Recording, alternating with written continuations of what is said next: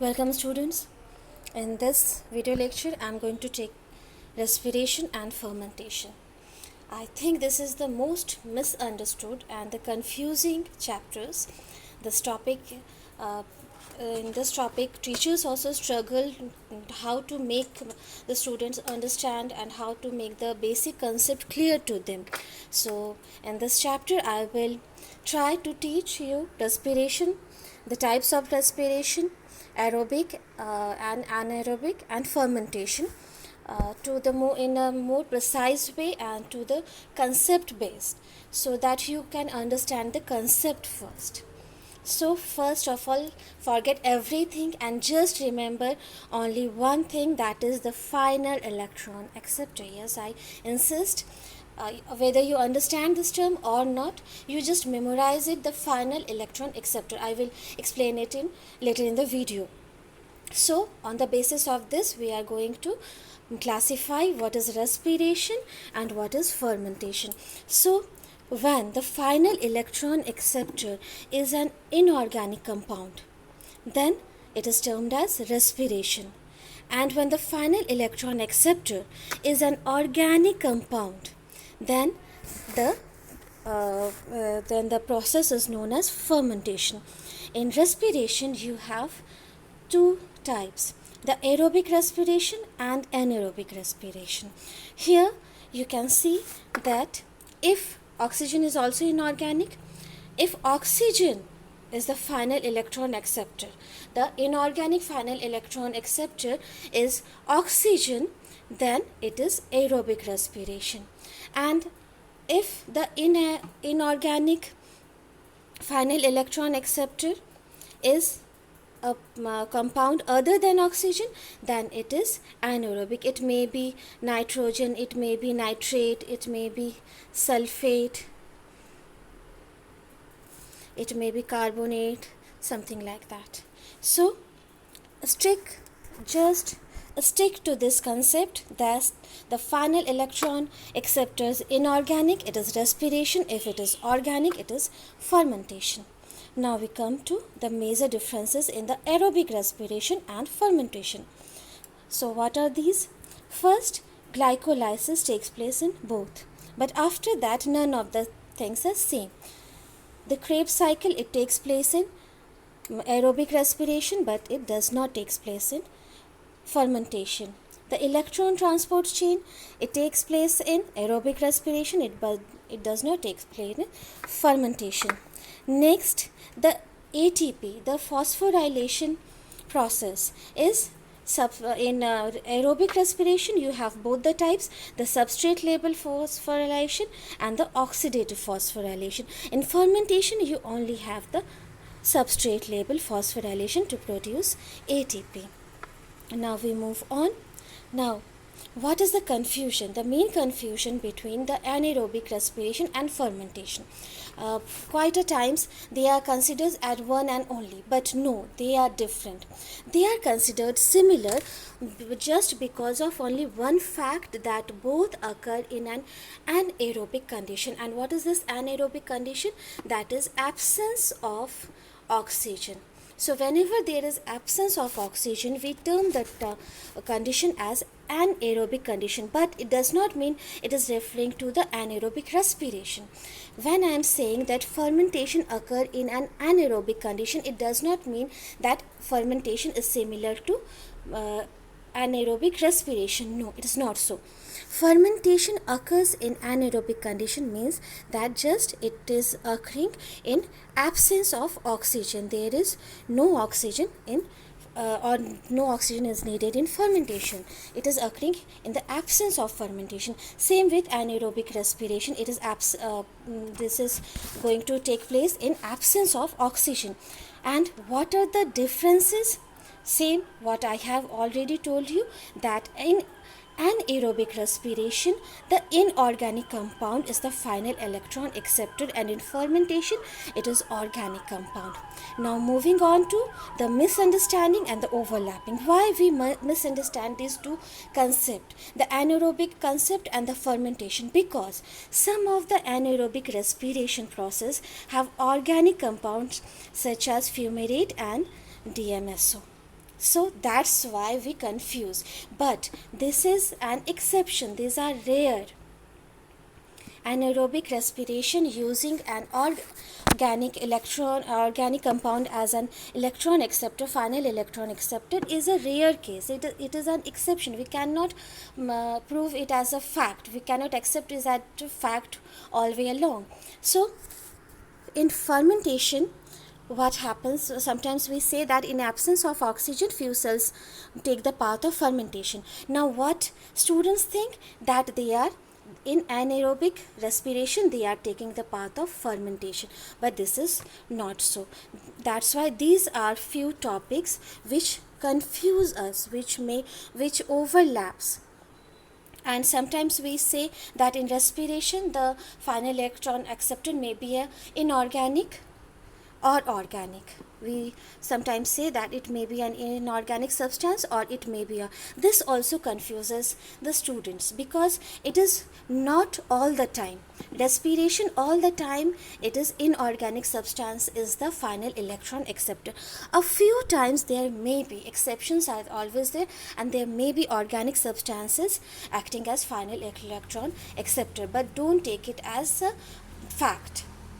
Now this will clear you more accurately that similarity. What is the similarity between, why we are studying these together? Because all are the processes, all are the step chains of reactions which produces ATP, the energy coin, adenosine triphosphate. So there are three types: aerobic respiration, anaerobic respiration, and fermentation. And here you can clearly see that these three are three different entities, and nothing is overlapping in them. So first, glycolysis is present in all the three.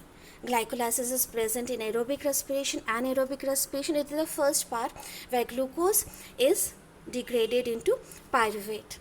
So this is the step, and here it is happening in all, because it does not need oxygen and it takes place in cytoplasm. So it takes place in all the three. Next, the Krebs cycle and electron transport. It is altogether absent in fermentation. Neither the Krebs cycle nor the electron transport chain is activated in fermentation. But Krebs cycle is absent in anaerobic respiration too, but it has electron transport chain. But this electron transport chain is somewhat different than this aerobic electron transport chain. So you must know this, that anaerobic respiration also has its own type of electron transport chain. And finally we are talking about again the final electron acceptor. In aerobic it is inorganic, and in inorganic it is only oxygen. And in anaerobic, inorganic except oxygen, all the others inorganic compound can act as the final electron acceptor. And in fermentation it is always an organic final electron acceptor. So what is the final electron acceptor? When we go through these channels, and when we go especially through the electron transport chain, then electrons are also transported from one substrate to the products, then substrate to the product, and the chain goes on. And there has to be a final electron acceptor that accept this electron that is flowing through the chains. So in aerobic it is inorganic oxygen, in anaerobic other than oxygen anything else in inorganic, in anaerobic respiration, and in fermentation it is organic compound. Here you see the fate of pyruvate in fermentation has two pathways. One is lactic acid fermentation and other is alcoholic fermentation. Alcoholic fermentation leads to ethanol, and lactic acid fermentation leads to lactate. So these are the two. I will be dealing with fermentation in my next video in detail. So now you know what is aerobic respiration, what is anaerobic respiration, and what is fermentation. Aerobic respiration, glycolysis, Krebs cycle, electron transport chain. Anaerobic respiration, glycolysis, the other electron transport chain, and finally the electron are going to inorganic substances, compounds that are other than oxygen. And in fermentation, glycolysis, glucose is getting converted into pyruvate, and finally it is leading to lactate or ethanol. It is lactic acid fermentation, or it is forming ethanol. So this is the main difference between all these three. Now you can see the definitions, that what is respiration is the series of catabolic reactions. You know, the reactions which break down substances, which break down higher molecular and larger substances into smaller and simpler one with release of energy. So it produces energy which is either inorganic or organic primary electron donors, and the other inorganic compounds are ultimately electron acceptor. Now fermentation, you see the anaerobic catabolism. Anaerobic means without oxygen, and not it is referring to the anaerobic respiration. It is meaning that it is without oxygen. An organic compound. This is the main organic compound in which the compounds serve as both. This organic compound serve as the electron donor as well as the electron acceptor. So no electron acceptor is present from outside. Now no electron transport chain, no Krebs cycle, and ATP is produced by substrate level transport phosphorylation. Now we see the catabolic reaction. It is anaerobic. It produces ATP where the electron transport, the final electron acceptor is other than oxygen, any inorganic compound. Some electron acceptors used in anaerobic respiration are nitrate by E. coli, nitrogen by Pseudomonas, ferric ion by Geobacter, and hydrogen sulfide by Disulfo Vibrio, etc. So these are the bacteria. These are the bacteria which undergo aerobic respiration, because as you know, when the earth created itself, when the earth was still without oxygen, then there were many bacteria that used to grow and survive and thrive well in that atmosphere, without oxygen type atmosphere, and they used to do this anaerobic respiration where there is no need of oxygen and they used to survive there. So that is how the concept of anaerobic respiration developed. Today also you can see the salty areas, the marshy areas, the methanophiles, the thermophiles, they all live in such a condition that oxygen is not readily available to them. So they are surviving in an anaerobic environment. So they are doing anaerobic respiration, that is their respiration or their catabolic process. The food degrading process is without oxygen. So here more details about this that you will see. This is the common electron transport chain that you see in aerobic respiration, and this is the electron transport chain. The other electron transport chain I was talking about, this happens only in E. coli during anaerobic respiration. So you can clearly visualize that here NO3 is getting converted to NO2 minus. So nitrate is converting into nitrite. So you can see that the final electron acceptor here is the nitrate. And here it is inorganic and it is anaerobic respiration.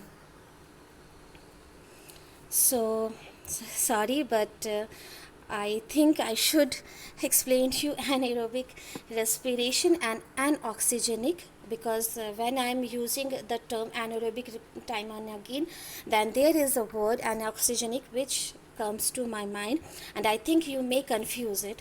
So it is a respiration process which we are discussing in this chapter. This is not in our chapter. This is a catabolic process and oxygen is not needed. Here oxygen is not needed. Here what happens? In an oxygenic photosynthesis, it is an anabolic process and oxygen is not produced. So here oxygen is not needed. It can do the respiration without oxygen, and it is the production of oxygen. There is no production of oxygen. They are talking about in anoxygenic photosynthesis. So that was all about aerobic respiration, anaerobic respiration and fermentation. There's a separate video for fermentation. Please go and watch that also. Aerobic respiration, final electron acceptor is oxygen. Anaerobic respiration, inorganic compound but other than oxygen. And fermentation, the final electron acceptor is always an organic compound. Thank you so much.